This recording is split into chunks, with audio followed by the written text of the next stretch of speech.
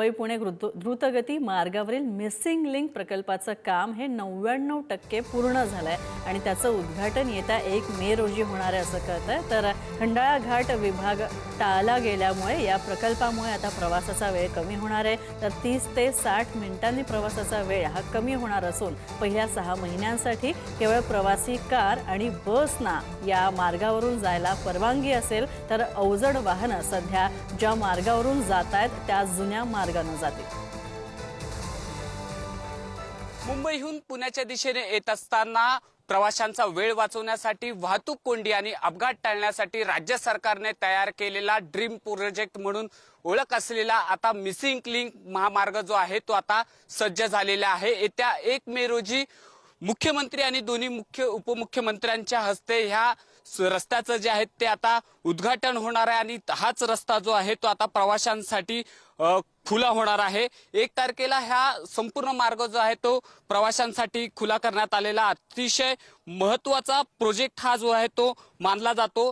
जर आपण पाहिलं तर मुंबईहून पुण्याकडे येत असताना खंडाळा घाटामध्ये होणारी वाहतूक कोंडी आणि वळणांमुळे होणारे अपघात टाळण्यासाठी हा प्रोजेक्ट जो आहे तो हाती घेण्यात आलेला होता आणि ह्याच प्रोजेक्ट मुळे जे आहे ते मुंबईहून पुण्याकडे येत असताना 30 ते 60 मिनिटांचा वेळ जो आहे तो आता कमी होणार आहे आणि पहिल्या 6 महिन्यांसाठी केवळ प्रवासी कार आणि बसेसला ह्या संपूर्ण मार्गावरती प्रवास दिला जाणार आहे। तर अवजड वाहनं जी आहेत ती सध्याच्या जो जुना मार्ग आहे त्याच मार्गाने जे आहेत ते सुरू असलेली आपल्याला पाहायला मिळणार आहेत। या पुलामुळे हे दोन्ही बोगदे जे आहेत, जो समोर एक बोगदा दिसतोय तो बोगदा आणि एक त्याच्या विरुद्ध दिशेला असलेला एक बोगदा जे आहेत, असे हे दोन्ही बोगदे जे आहेत ते या पुलामध्ये जे आहेत ते जोडले गेलेले आहे आणि या बोगद्याची एकंदरीत जर लांबी पाहिली तर 1.64 किलोमीटरचा पूर्ण हा बोगदा आहे आणि जवळपास 8.92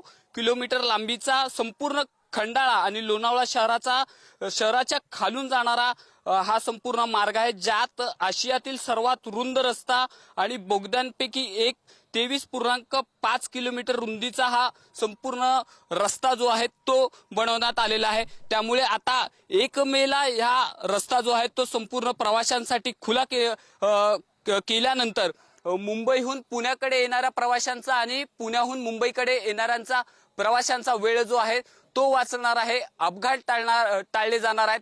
त्याचप्रमाणे खंडाळा घाटात होणारी दररोजची वाहतूक कोंडी ती देखील टाळता येणार आहे। कॅमेरामन सुरेश निकेश शार्दूल, पुढारी न्यूज, खालापूर।